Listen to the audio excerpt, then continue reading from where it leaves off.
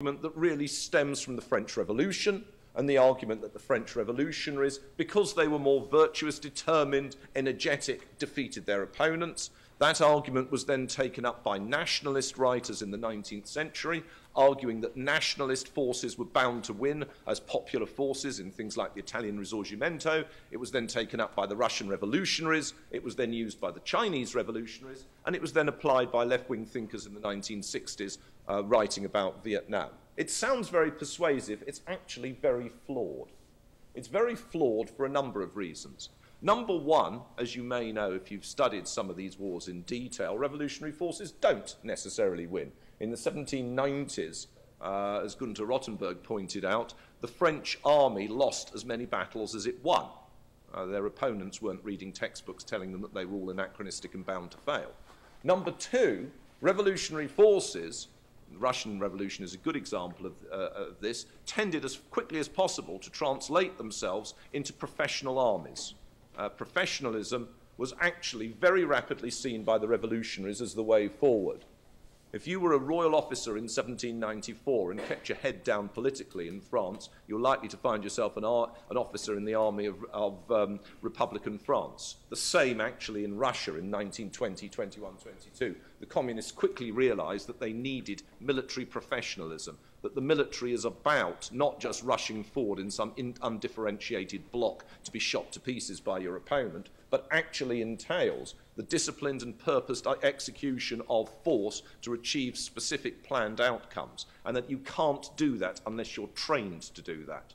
I think that is a very, very important point. So revolutionary forces were often defeated. Revolutionary forces often only prevailed when they translated to conventional warfare. And in a sense, you can see that with the Vietnam War in 1975, after the Americans have gone. In many senses, it's a straightforward conventional operation that leads to the capture of South Vietnam. And of course, you can see that in the last stages of the Chinese Civil War, and you can see it also in the Russian Civil War. It is fighting as regular forces that the revolutionaries won. If they weren't willing to do that, they didn't win. Let's come up more towards the present day.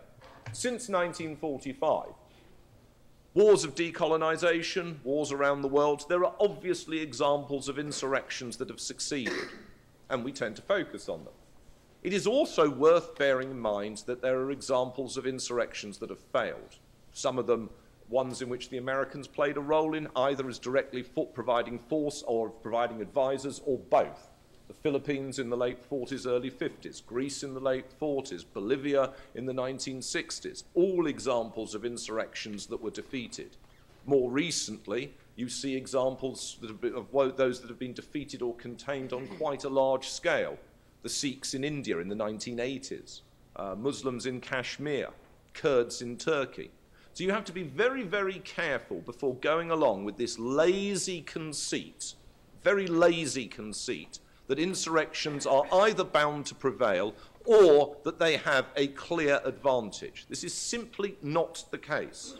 And in practice, what I was talking about yesterday, the relationship between output and outcome, militaries can not only achieve specific outputs against insurrections, in other terms of killing people, defeating offensives, occupying territory, but they can also achieve the outcome, which is much harder, as I was arguing yesterday, by so controlling or containing the insurrection, not that you end it, it is very difficult to end an insurrection, but that you force a realization on the insurgents that there will be an impasse, that there will be a situation in which they cannot win, and in which therefore they either have to negotiate or their sponsors feel that they have to negotiate, or their sponsors lose interest. And those points are, I think, very, very significant. But they're linked to a matter that troubles me a bit, and this is this. If you look at insurrections, you will often find that foreign sponsorship is important. In the Vietnam War, the support that the North Vietnamese and the Viet Cong received from China and the Soviet Union. In the Afghan war against the Russians, the Soviets, the support we gave to the Afghan opposition, and so on and so forth.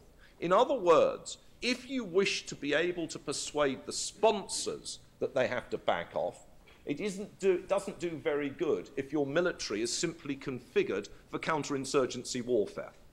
You need to have a much more full-spectrum military in order to be able to lean on sponsors or persuade them, intimidate them, make them aware of your interests. So that even for just simply dealing with insurrections, even for just simply dealing with what is called wars among the people, you need a full spectrum military.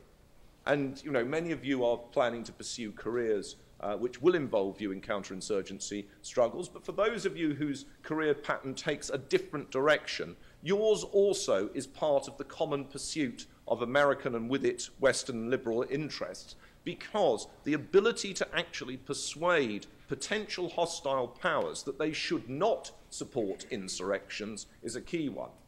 And if you think I'm just talking about some dim and distant future, if you think at the present moment, the papers this morning, if you've read the New York Times, the Venezuelan government has just destroyed bridges on the Venezuelan-Colombian border. They are obviously already supporting insurrectionary and terrorist organizations within Colombia. These are conflicts that may occur sooner rather than later, and they require a vigilant America able and willing to use its high-spectrum capabilities as well as its counterinsurgency training.